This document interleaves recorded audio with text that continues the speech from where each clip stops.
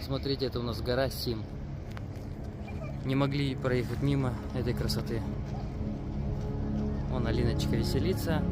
Вид, конечно, прекрасный. Сейчас я вам более подробно покажу это все. Гора Сим!